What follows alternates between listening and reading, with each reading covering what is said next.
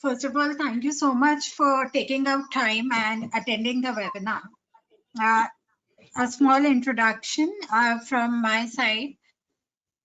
There's Shivika from Migrate Consultants. We are based out in Pune.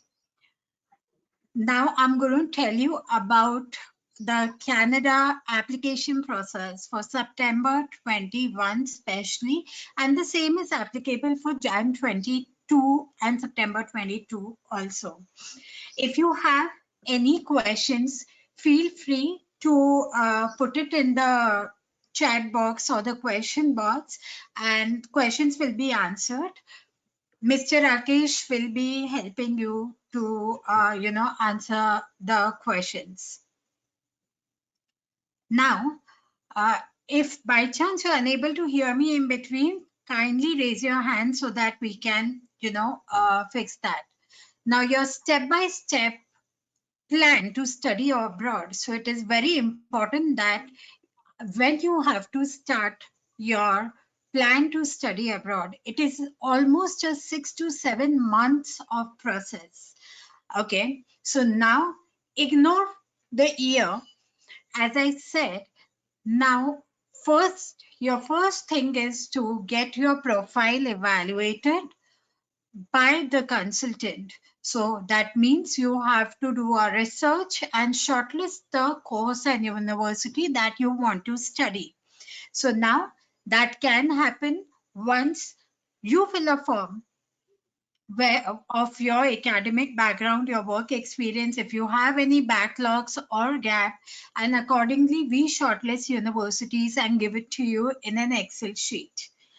Okay, in that, of course, if it might happen that there are few universities where you want to go, but it is not mentioned or you are not eligible for it, you feel free to speak to us about it and we can definitely work out on the profile.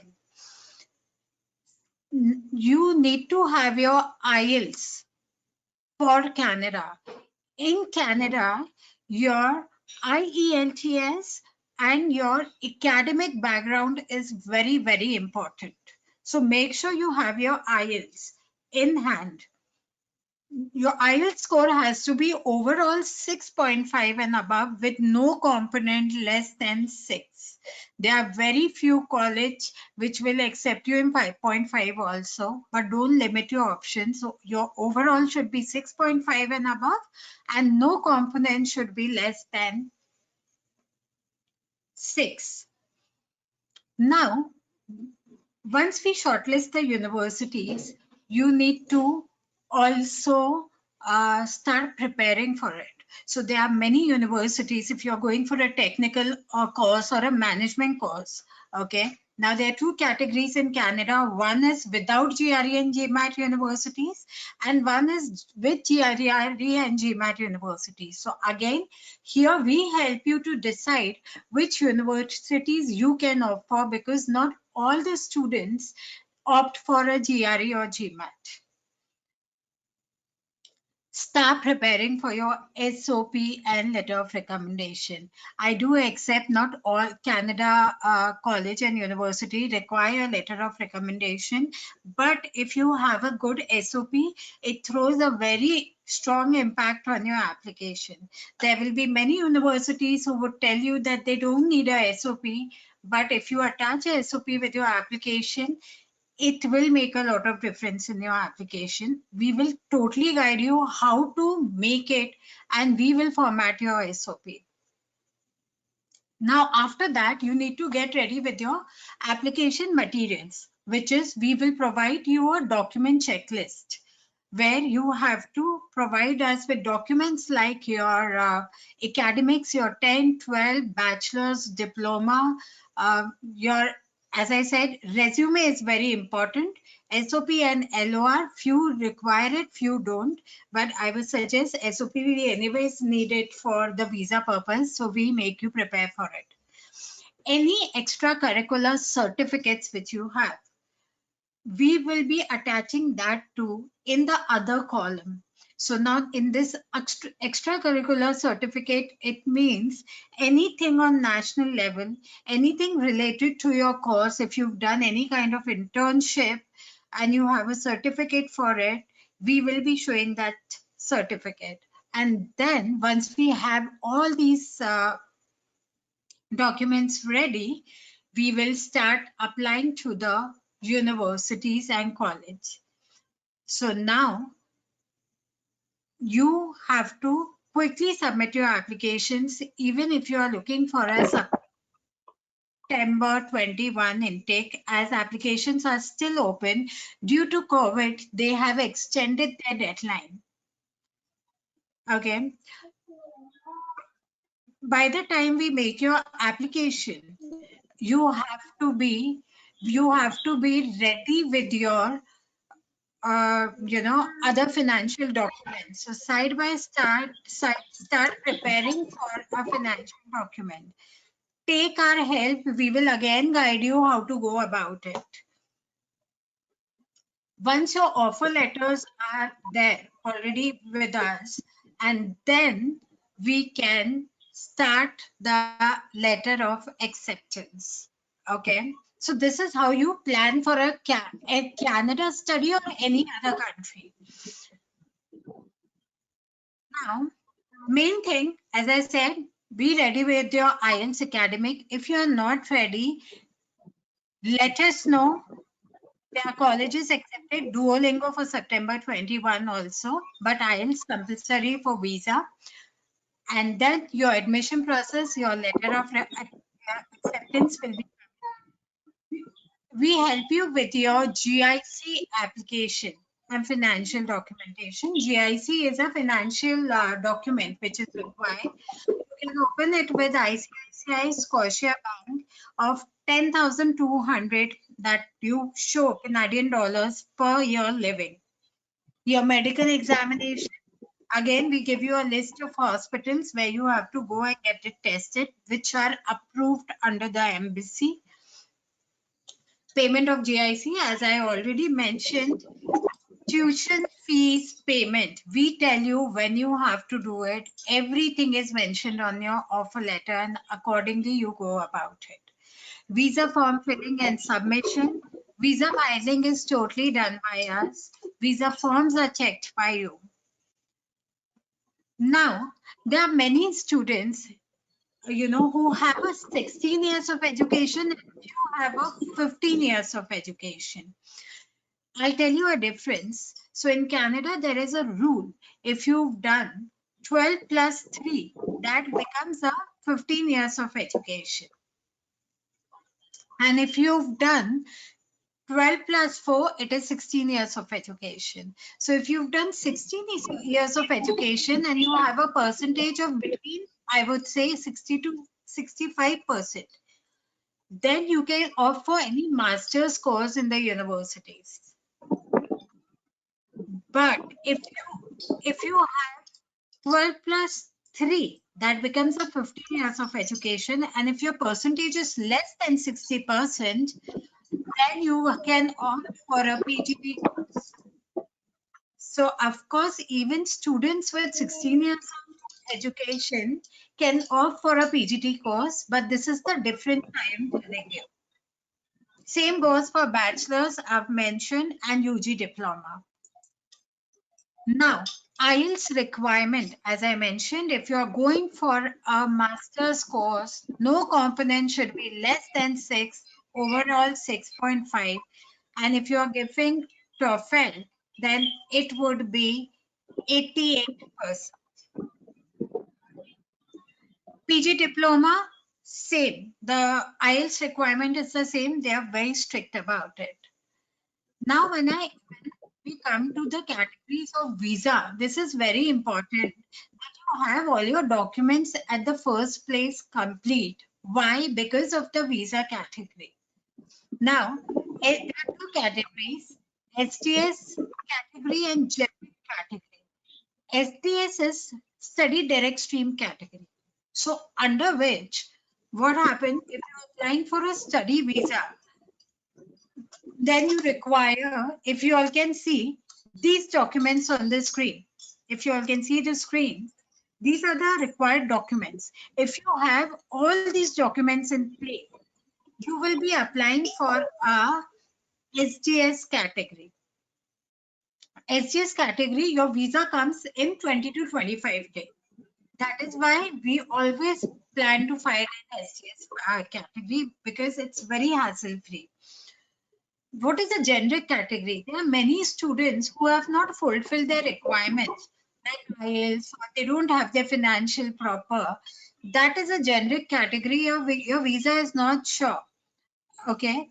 But it will take 45 to 60 days till you complete your documentation. So do not apply for a generic. We will only apply for a STS category with complete documentation.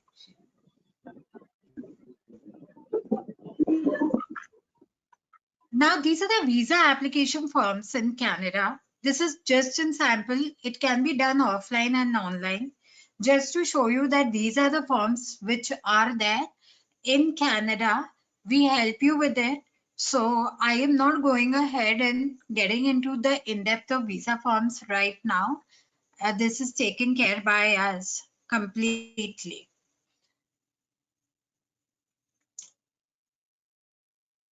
Okay. Document checklist for visa. Again, once you are done with your LOA, letter of acceptance, we are provide you a document checklist which is required for a visa, and then we file the visa. So these are the documents which you require for the visa. Again, a checklist will be sent on your respective email IDs if you're interested to apply for Canada.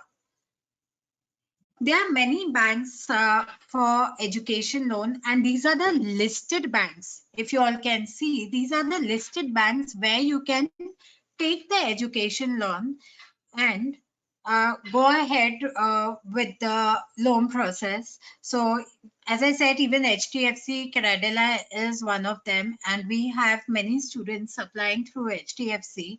It's a very smooth procedure. So, on basis of your convenience and your evaluation, you can get in touch with the HDFC team and they will definitely help you, or you can let us know. We will help you to get in touch with them. Many students have a question that is it compulsory to buy GIC? GIC is to cover your living. It is your own money which you have to show from India. Okay, so of course it is compulsory. 10,200 Canadian dollar has to be showed in your GIC compulsory. Once you make a GIC account, you get a GIC certificate that you have this money, and that money can be used in Canada while you are staying there. This is a short brief about how you can open a GIC account. Okay, so once again the students are interested, this is the step-by-step process to open it. Let it with ICICI, Scotia Bank, any of the banks who are eligible to open this account. We help you with the same. Your medical examination. Again, once you are going for the visa, your medical tests are very, very important. So we give you a checklist, we give you proper, hospitals, contact details where you can take an appointment and go for it. Due to COVID, again, you will be also getting a COVID report. So you need to also get a COVID test done. And please try to get your vaccinations done before you fly. It will make the process much, much easier. So this is very important for this year due to COVID, and the next year too. Now, last date for filing the visa for September 21 is 15th July. So if you've not sent your application, you can still send your application. You have a lot of time, and we will get your offer letters and file the visa before this date for September intake. And for January intake, the last date for visa filing will be 15th November, and May intake is 15th March.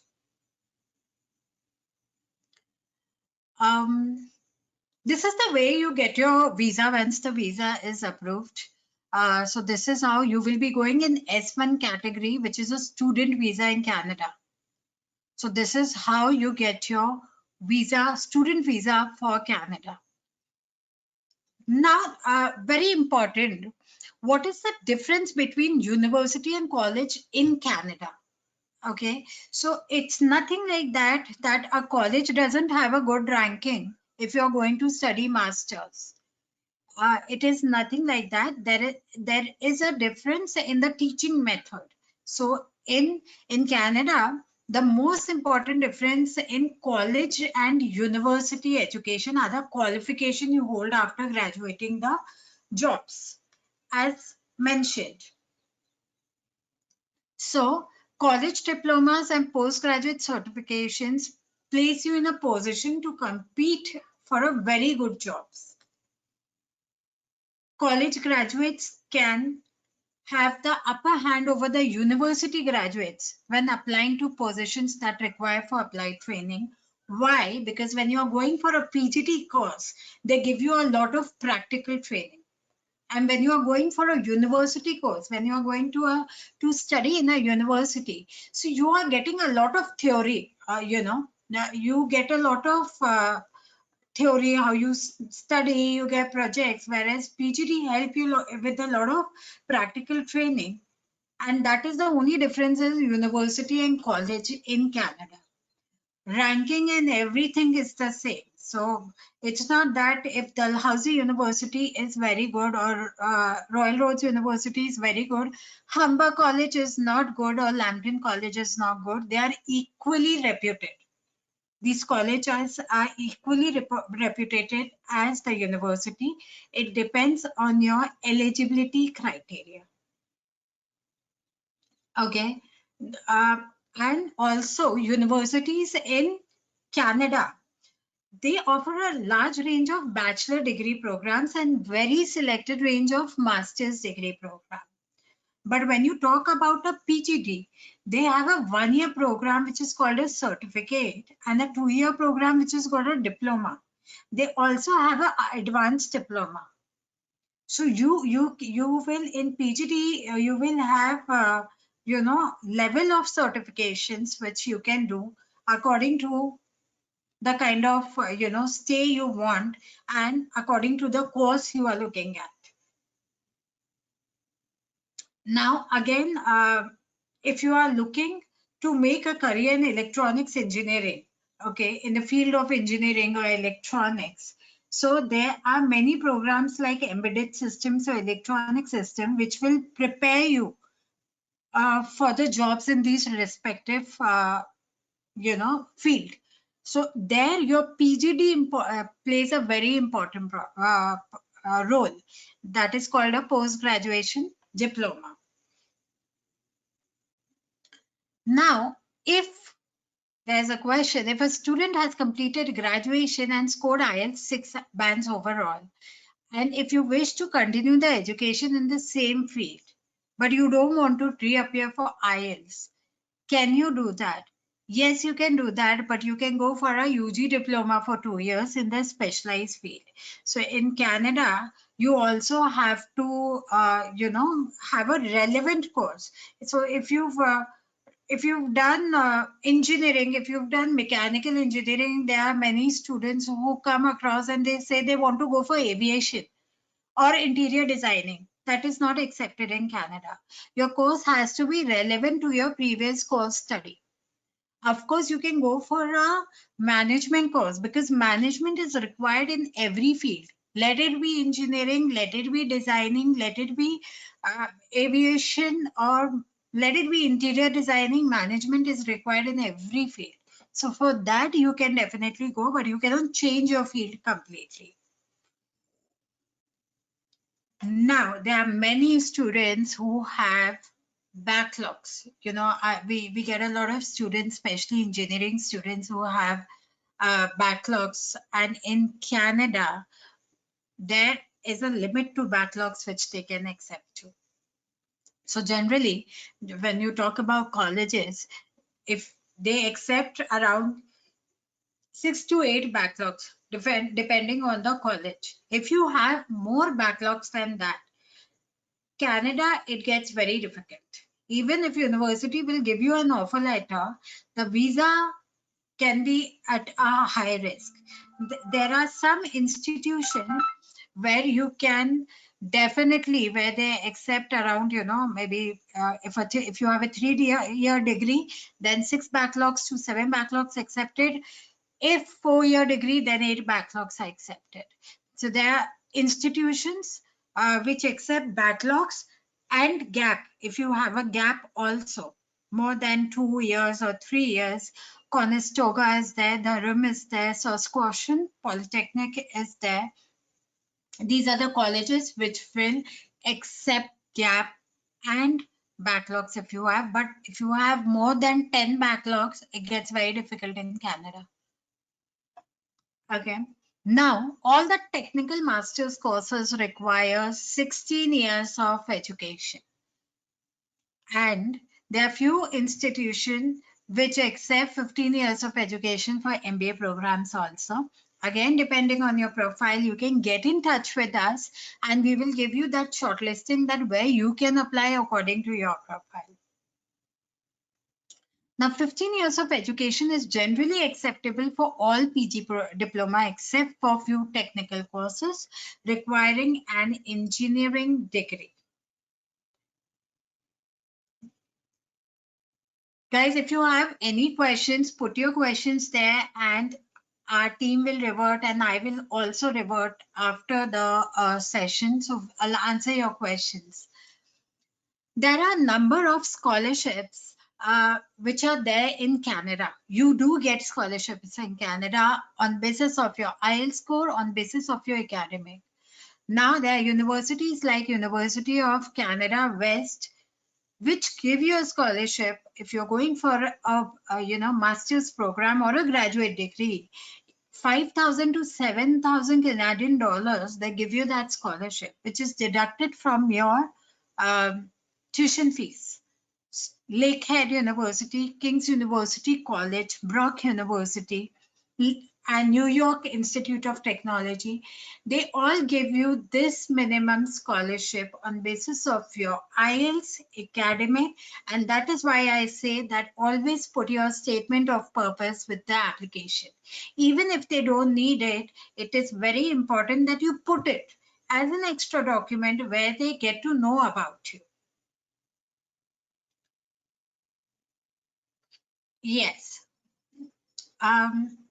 Okay, I see Roshan has a question. Roshan, you can just put it on the chat box and we will answer that.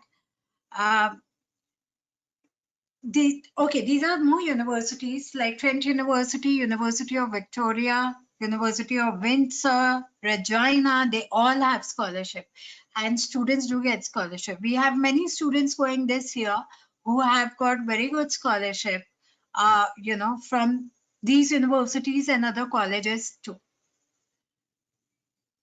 Now, as I said, GRE, SAT and ACT requirement.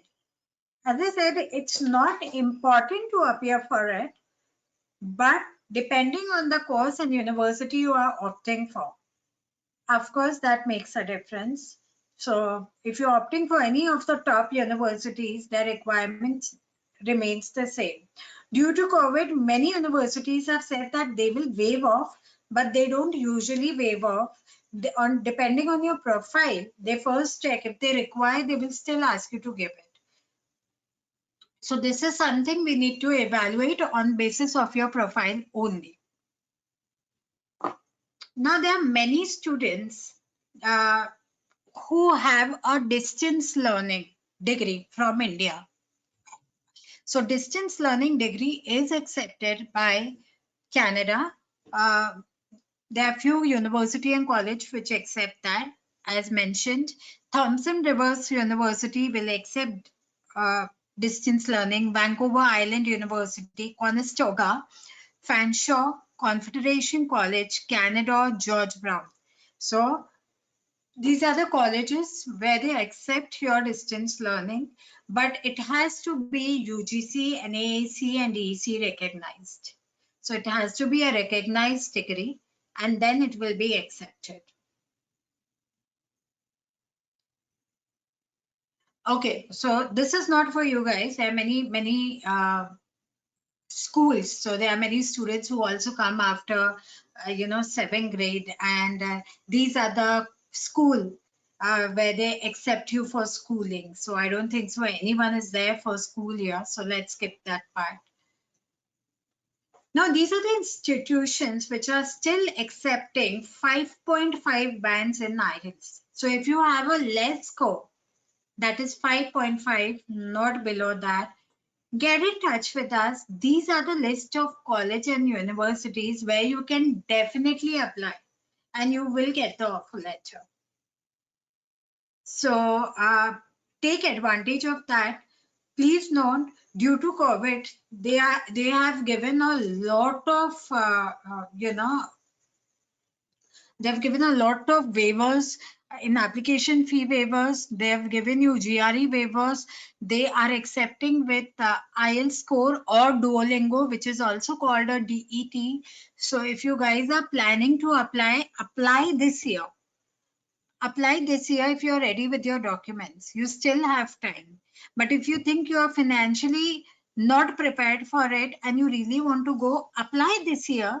You get the offer letter and then defer the offer letter for next year. Because next year you will not be given any application fee waiver from many of the colleges. IELTS score as per their requirement has to be there. So that is very important. Now, again, this is the custodianship is for students under 18 years. I doubt any one of you is under 18 here who's going for a bachelor. If you are going for a bachelor course, then of course we need our parents' consent on the same. There are universities which require notarized documents for your application process. Notarized documents means all your academic documents, your language documents, you need to get them notarized. Don't get the original documents notarized. Take out a printout, a Xerox, go to a notary and get a true copy notarization. This is required for few colleges. This is to verify your documents if they are not fake, as we come across many degrees which are not valid, and that is why few colleges have this rule where you have to get it notarized. Now we come to the job thing. You can definitely do part-time jobs in Canada. Okay, there are many programs which are called co-op programs, and you also get internships. So what is the difference between co-op and internship? Co-ops provide students with more in-depth and extensive work experience, which can give you an edge over their field. Students who participate in co-ops stop taking class to work full-time. So co-ops are typically paid. Co-op courses are paid and last anywhere from 3 to 12 months. Internships depend. It can be paid or unpaid depending on where you are taking the internship. Shorter in duration and are mostly done in the summer when you are not studying. So first thing, you are doing a part-time job, 20 hours a week, where you can earn pretty good and cover your living at least. But that is only legally you can work for 20 hours a week. When you all have holidays, when the university or colleges are closed, you can work full time. You can work for 40 hours a week. So it depends on you that if you want to work full time or you want to get back to your home country, it is your personal decision. There are many students who get confused in S1 and SW visa. So S1 visa is a student visa where you are going to study, and SW1 visa is a study and work visa. So usually SW1 visa is given to students who are going for a co-op program because they are going to study there and work also as per the university norms. Coming back, who all can sponsor you for a Canada visa? Your parents can sponsor you, any blood relation, your spouse, siblings, your grandparents, anyone, any blood relation can sponsor you. No third party can sponsor. If third party has to sponsor, it should not be more than 30% of the entire expense. So that's very important. Now, what is a CAQ? CAQ is an international student whose program is in Quebec. Okay, so Canada, there are two languages. First is English and then French. So Quebec is a province where highly French is spoken. So this is for students if you're applying for this province. So if you're applying to any colleges in Quebec, it is very important that at the first place you apply for a CAQ and then for visa. So that is very important. There is an online application for CAQ, which takes around 7 weeks. If students are planning for CAQ, again, we guide you. If you're going for a Quebec province, we guide you how to go about it. Go to this province only if you have knowledge about French language and if you have command over that, because this province you will see only French speaking people. Financial document for visa. We require your IT returns and your Form 16 if you are taking a loan. If you are not taking, your parents are taking, then if they are working, their documents would be required. Your bank balance and saving account updated requirement, statement required. We give you a sample of it, how to make the statement. The bank will help you. All types of postal investment, all types of fixed deposit are allowed. Loan letter from notarized banks are allowed. GIC, which we will be doing, will be allowed. So this is how your Canada process will go on.